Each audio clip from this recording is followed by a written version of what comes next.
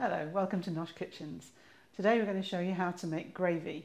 Normally I'd make gravy from the stock of the meat that I've just cooked, but say you've cooked something like toad in the hole or a pie, you won't readily have something to make gravy from. So we're going to make some vegetable stock and add either a chicken stock or a beef stock to make the appropriate gravy. So in the pan here I've got 4 mugs, they're 4 half-pint mugs of boiling water, just simmering away gently, ready for me to put vegetables in.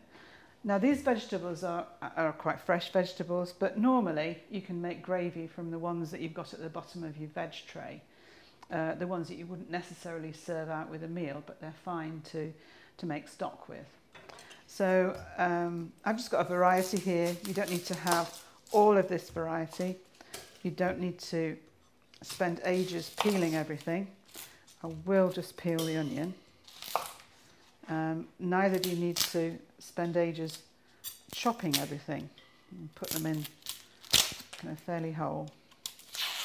Now you notice here I've got a little bowl, and I don't know who I learnt this trick from, somebody, that when you're cooking, just have a bowl like this on the surface, and so instead of constantly going to and fro to the bin, you've got a little bin on your surface which you can just empty at the end of your cooking time.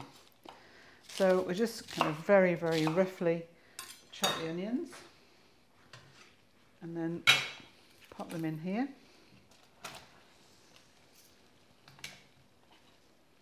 And then I've got a potato.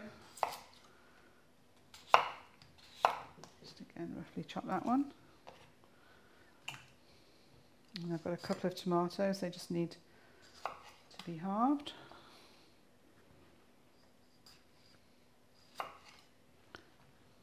And mushrooms, and then just cut the ends off the celery, just the kind of brown bits at the end. And just roughly chop them. Again with things like carrots, you just need to take the very hard ends off.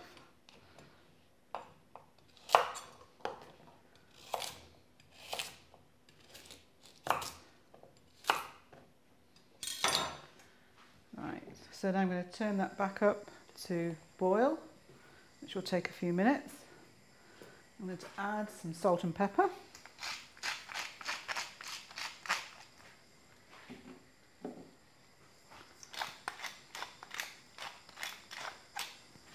Try to get everything just under the water, doesn't matter about those couple of mushrooms. I'm going to put the lid back on, bring it back up to the boil, and then leave it to simmer very gently for 30 minutes. Okay, so we've boiled this or simmered it gently for 30 minutes. So you get a bowl and a sieve and just pour these veggies through here.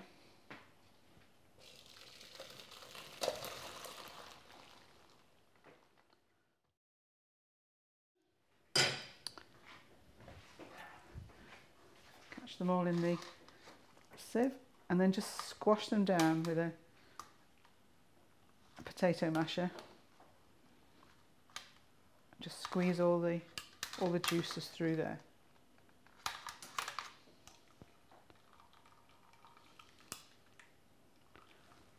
Okay, those in the sink,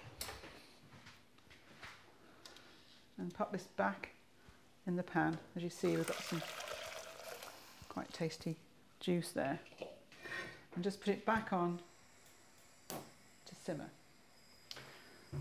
And then we're going to make the beurre manier to thicken it, and so we're going to use 50 grams of butter. You may not need to use all of this, of course the butter will help the taste. So we mix together 50 grams of butter and then 2 level tablespoons of flour.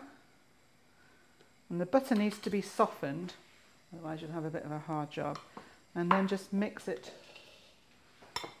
together till the butter goes into the flour. And so this will end up as a very, very thick paste. So do it until all the flour is mixed into the butter and you have a paste like this. Now, depending what you're serving this with, you can add either a beef or a chicken stock cube, or I've got a little stock pot here. I would favour stock pots and concentrated liquid stock rather than a stock cube.